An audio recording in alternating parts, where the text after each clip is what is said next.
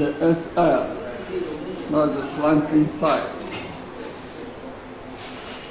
It's a trapezoidal channel.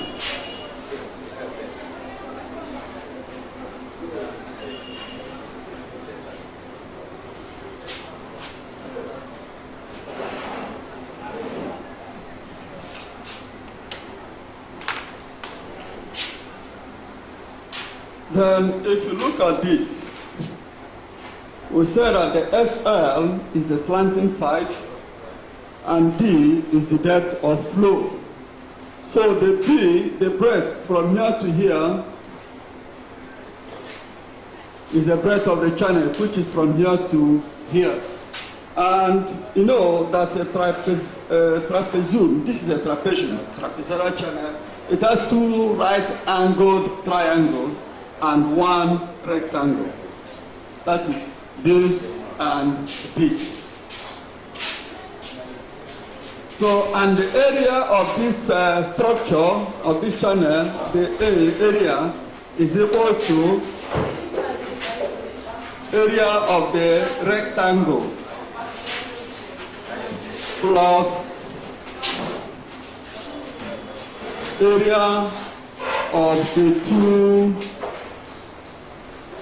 triangles.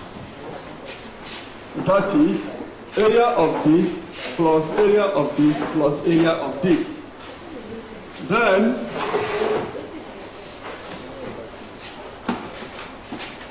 which is the same thing as area is equal to BD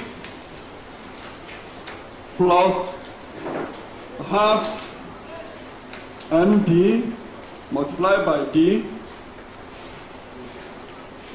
plus half MD multiplied by D. This is equal to BD plus MD squared. What that means is the area of the rectangle is what? You know, is BD, which is this. Are we together? And the area of this right angle triangle is what? Half MD multiplied by D. That is half base times the perpendicular height. So this base is MD and the perpendicular height is D. That is what we have here. So two of them, 1 and 2, giving you half plus half is 1. That is why you have this. Then we take up from there. This is equal to B plus MD, which is equal to, I name it equation 1. If you open up this, you have this. Or if you bring it to the blanket. So the weighted perimeter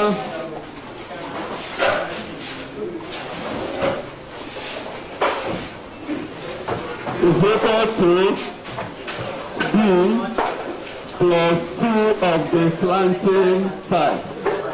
That is here plus here plus here has the weighted perimeter, which is what we have there. Then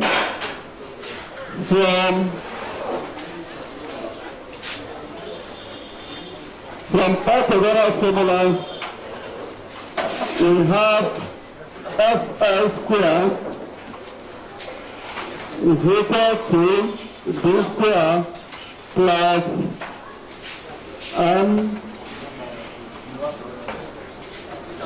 D squared, which is equal to D squared plus M squared plus D squared. This is equal to, this implies that SL, that's one of the slanting sides, is equal to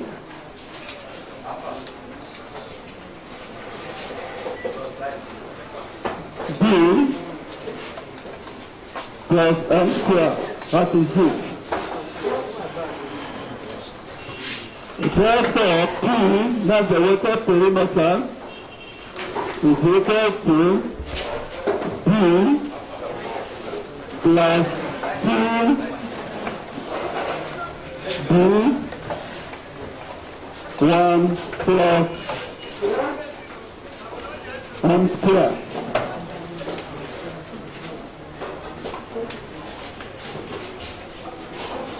So we can number this equation 2 for easy referencing. Here we say from equation 1 we have A over D is equal to D plus MD, which this replaces D. This takes the place. And if we substitute for D in equation 2, we have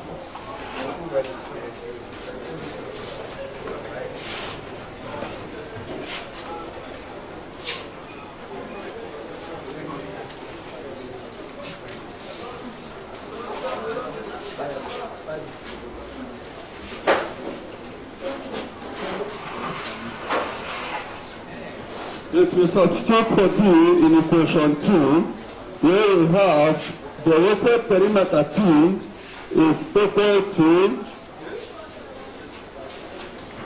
A over D multiplied by MD plus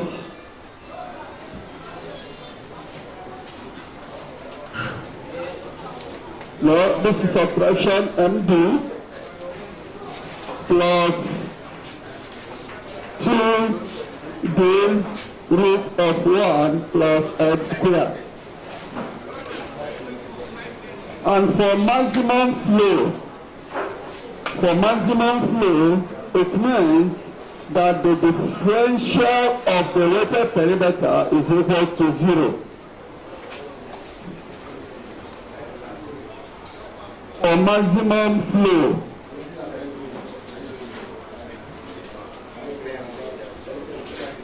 dP is equal to 0, which gives you that P, which is 0 now, is equal to minus A over D, which has replaced the breadth, BD, which has replaced D, minus M plus 2 root 1 plus M squared. If that is the case, we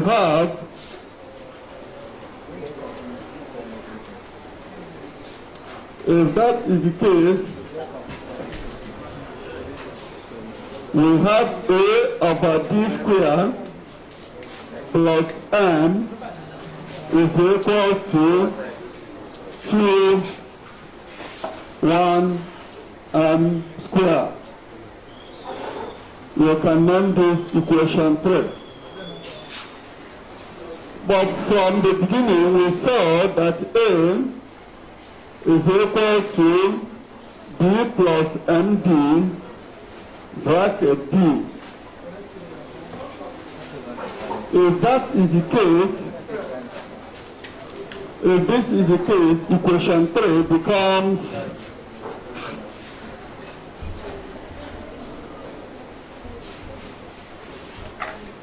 D plus MD over D squared multiplied by D plus M, and this will be equal to 2 1 plus root M squared. And if you open up the bracket,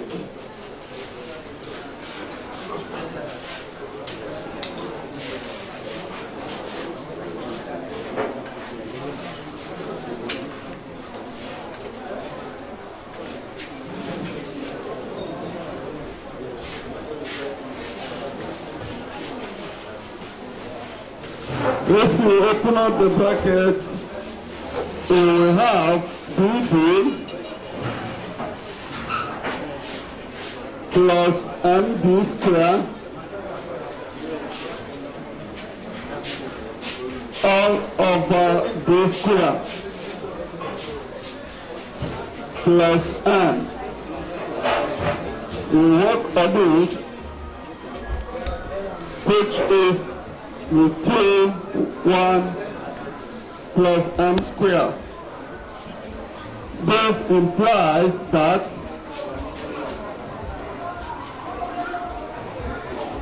BB plus MD square plus another MD square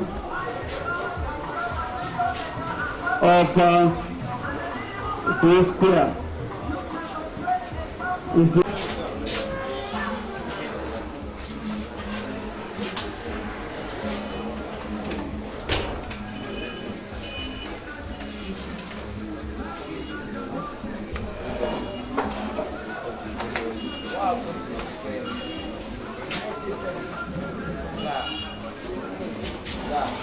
then the maximum discharge. The maximum discharge is remaining. Or we can say that R is equal to over 2. I have cancelled it as a course lecturer.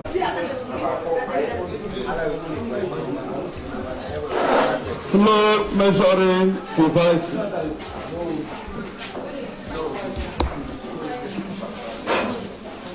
In engineering practice, you meet many types of flow, and as such, there are many devices you use in measuring them.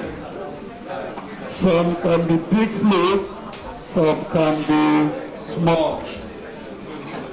And we will measure the flows with Python tube. Python tube, we use it to measure flow velocities, especially when high velocity is needed and is involved. And also, if the liquid you are measuring is polluted, you measure it with Python tube. You have others, orifices, or orifice. You have wares. You have venturimeters.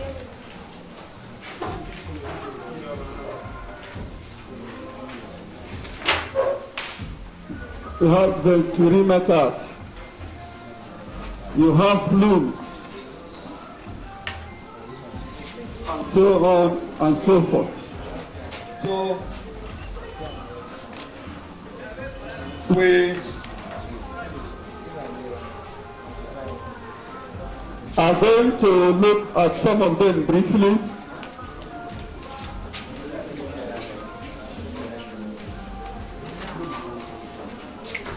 The Python tube is the first one.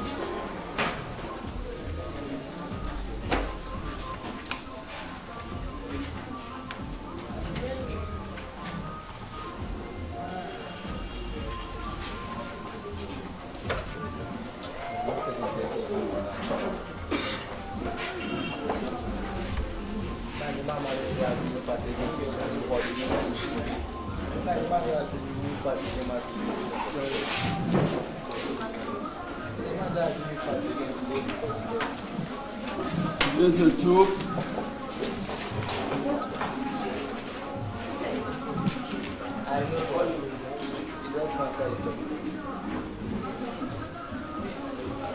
That's the center line.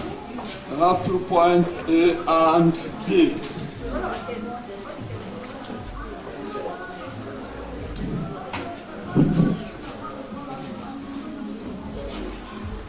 This is the level of your fluid here, the liquid you are measuring.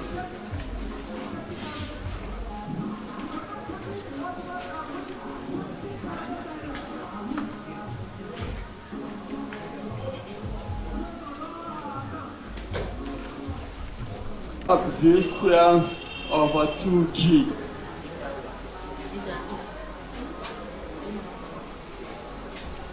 And from here to here is what we call the piezometric head.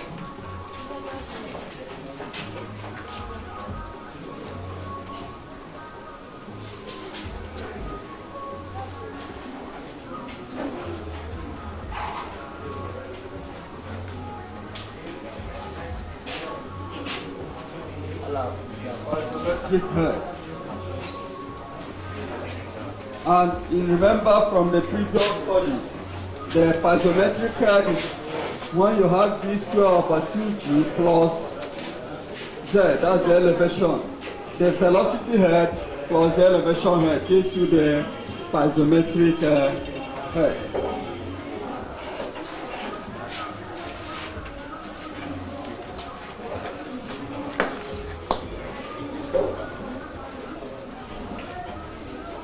So if we apply Bernoulli's theorem or Bernoulli's equation in this, between the 2 points A and B, you have pressure at A, or the pressure head at A, plus the velocity head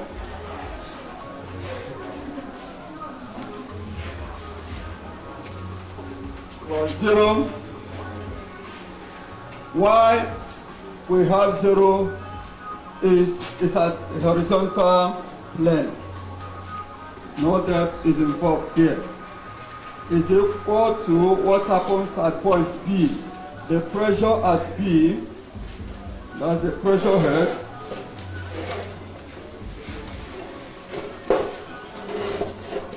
plus Z, 0 plus 0.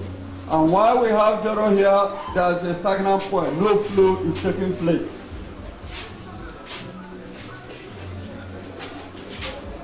So at the end, you'll say there is no energy loss because two of them are the same horizontal plane.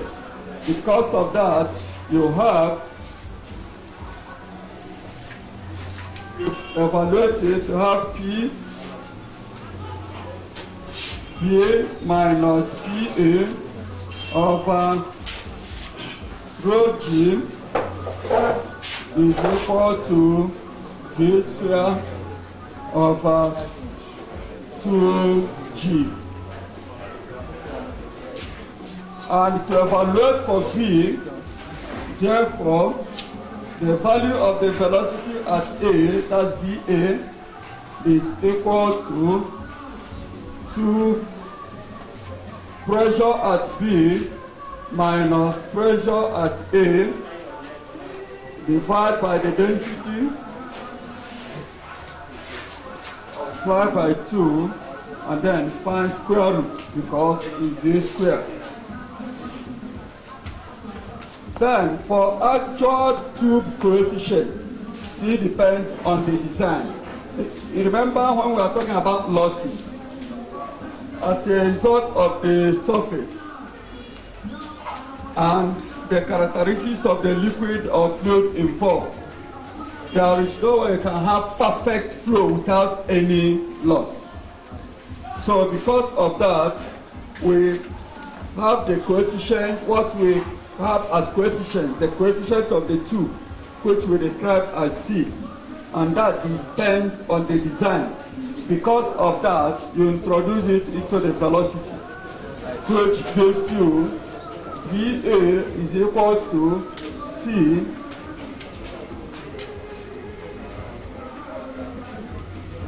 PB minus PA over rho. That gives you the velocity at the point A. Then we'll talk about the second one.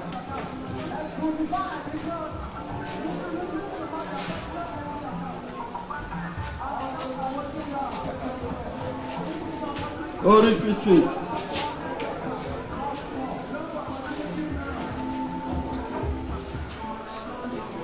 Your orifice is just opening, an opening in the wall.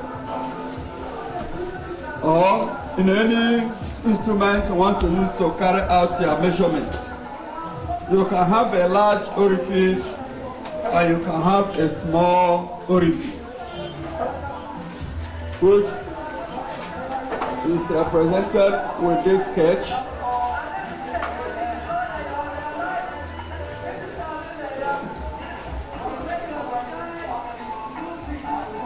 There's an opening here.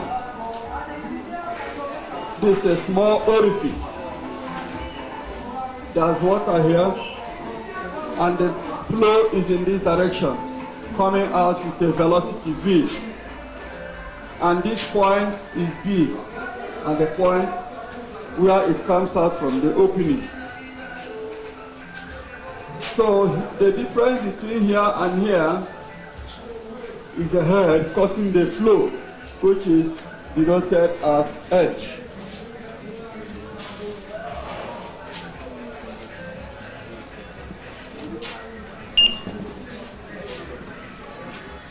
Then you have a large orifice like this.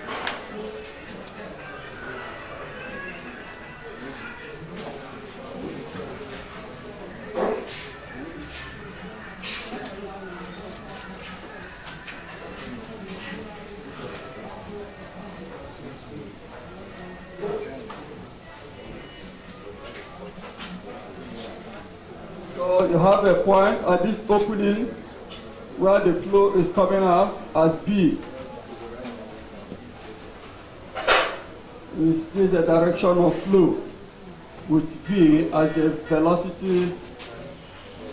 So at this point, if you watch, at this point there is convergence of the fluid before it goes out. So we call that point vena contracta.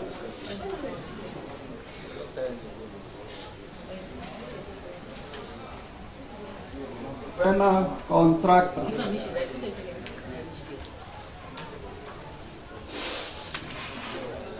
And what happens at that vena contracta is P plus C. And this is the point C.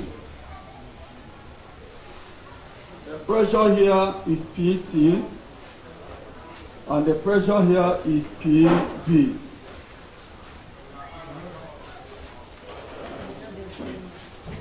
This is a large orifice, and this is a small orifice.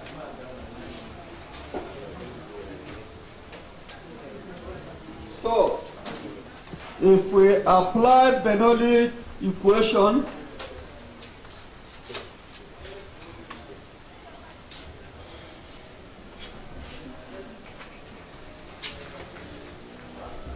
at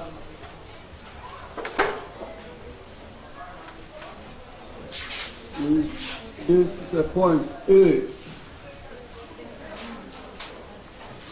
plus V square A over 2G plus the pressure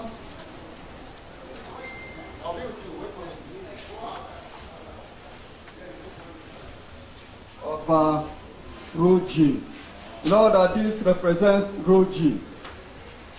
So, and this is equal to what happens at point B, the elevation plus the velocity of the flow at B, velocity head, plus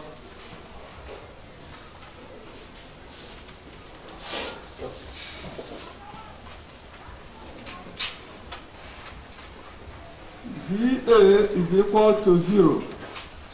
That velocity at A is equal to 0 because there is no flow at that point. Then, to get velocity at B is equal to V at B. That's the velocity the fluid is coming out with. And if that is the case, it means that the pressure at A is equal to the pressure at B.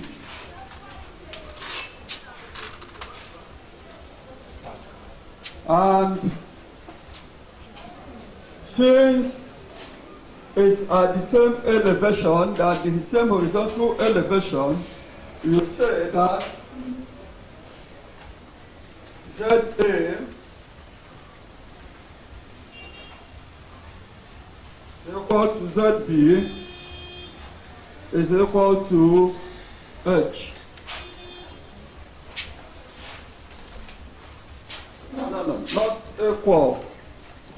No. This is the point B and this is the point A. So the difference between point A and point B is the H, which is the head causing the flow. So ZA minus ZB is equal to H. This point minus this point is equal to this, which is the H. Then, therefore, the velocity at B, VB, velocity jet at B, is equal to V, which we have said somewhere, yes, is equal to 2GH. And if you can remember in physics, this is Orifices theory.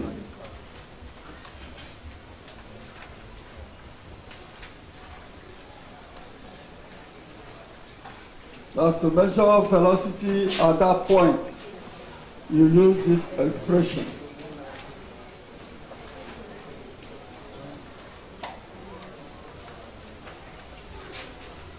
And remember when we are talking about flow distributions. So the theoretical discharge is, we say that discharge is equal to what? Velocity times what? Area. This is in theory, this is theoretical, but some losses may be involved.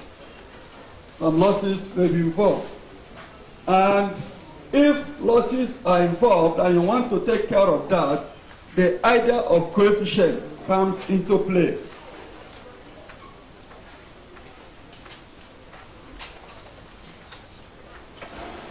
But before that, this is saying this is equal to A to GH. And this is the discharge at C. If you are considering here now, the discharge at C. The area multiplied by the velocity of the jet, which is this. And for easy identification, we can say that this is 2.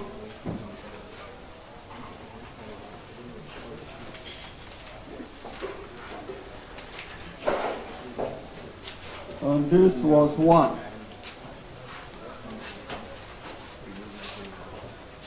So in practice, the theoretical discharge has a lower value than the discharge we get by theory, multiplying this by this, is higher than actually what the practical discharge that comes out as a result of the losses we talked about. So this is because the jet is less than that given in equation 1 due to frictional resistance.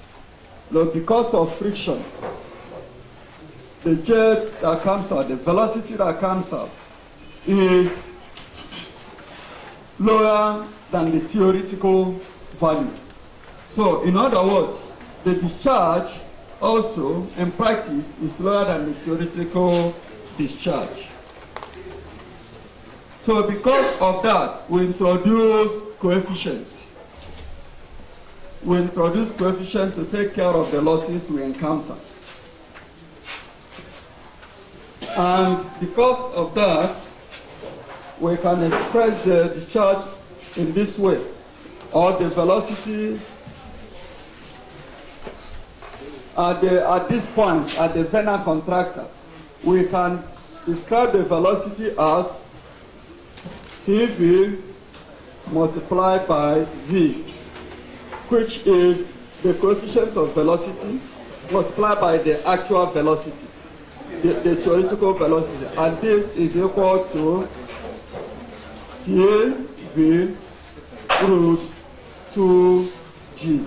This is the theoretical, and this is the coefficient to take care of the losses due to friction. So if that is the case, so CV is coefficient of velocity, which accounts for the frictional resistance. And because of that, CV can be expressed as actual velocity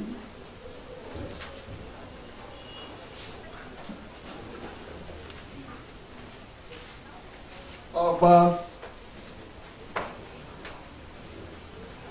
theoretical velocity. Actual velocity over the theoretical velocity. And in the same vein, the area, the actual area is equal to, that's the actual area of the jet is equal to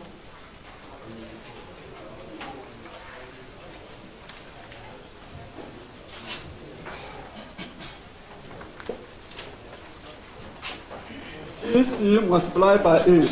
This is the coefficient of the contraction. CC represents the coefficient of the contraction as a result of the loss. So you multiply the actual area with the coefficient. And also, CC is expressed as actual area of jet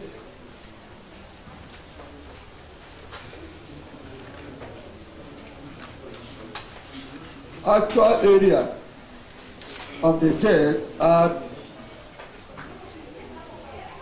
vena contractor.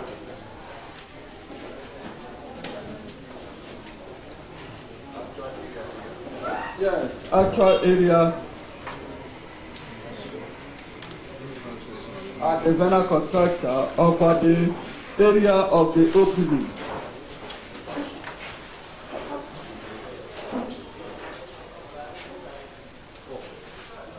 So that gives you the coefficient. And now, if you look at that, you have two coefficients. One for the velocity and the other for the area.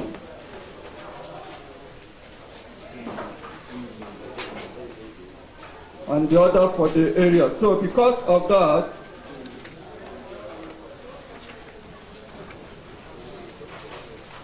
you have actual discharge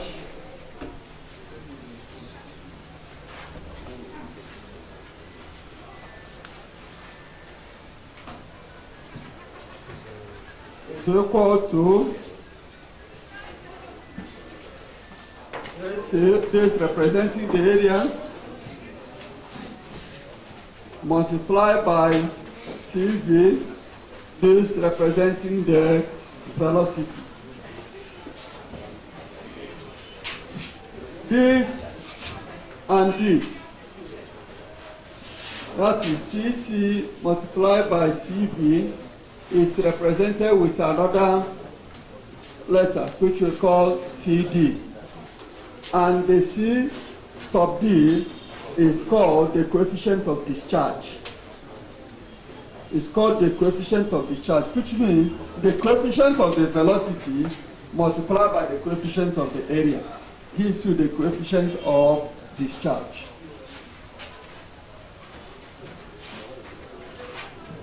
So because of that, you can express this as CD to GH. You can call this equation 3. Where CD is equal to actual discharge of theoretical discharge.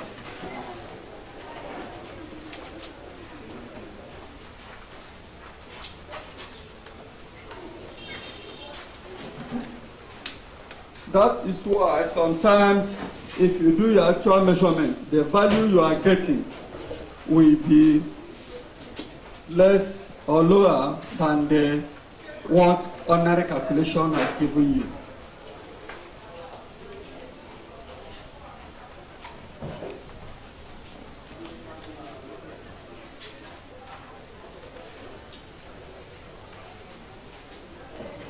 So the other one is the nozzle. Nozzle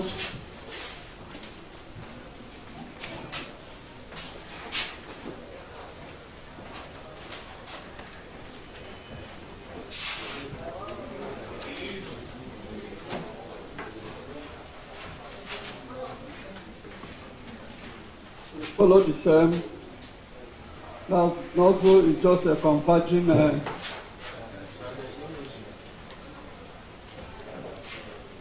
what?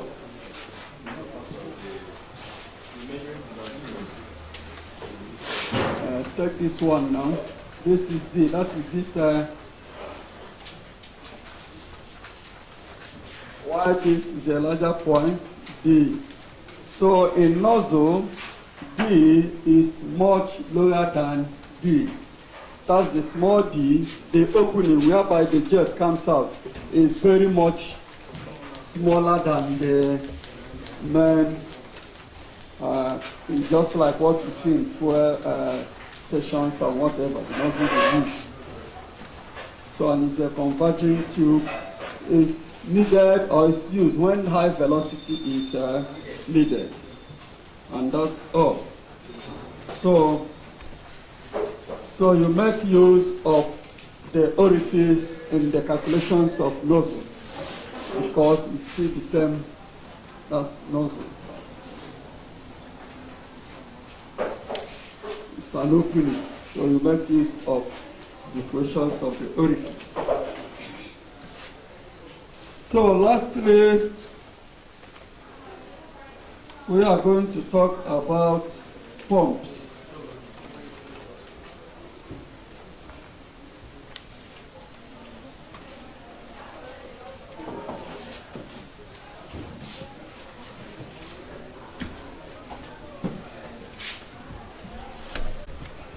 We have the rotodynamic and you have the centrifugal.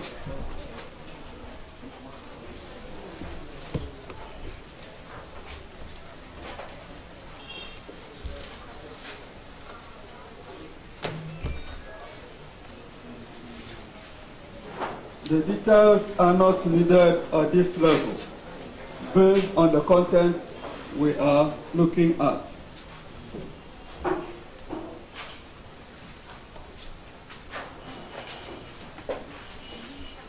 So, you know, if you remember the studies we have been doing, we use pump for what?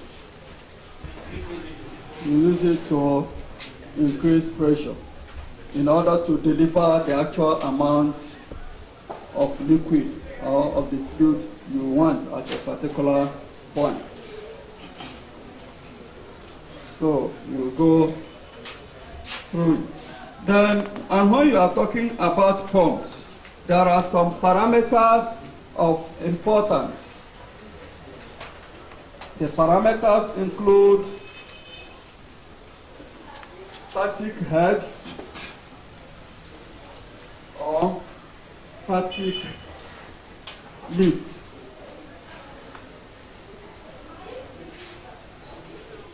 Static head or static lift. That is, you know, your sum.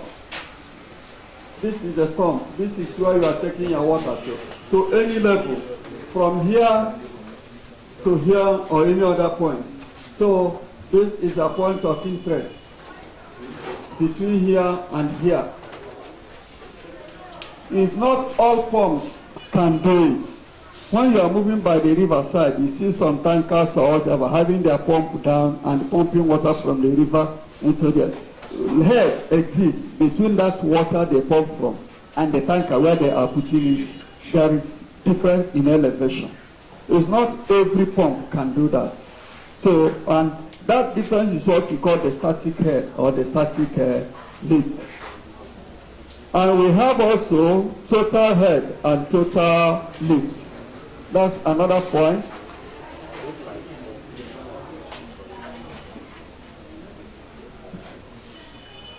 Total head or total lift.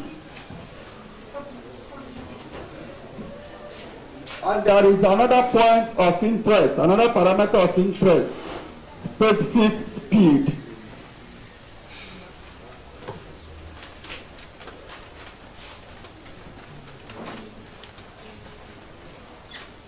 Specific speed. And also we talk of the horsepower, that is the capacity of the pump. So when you go to buy a pump, you check this first, because not all pumps can work with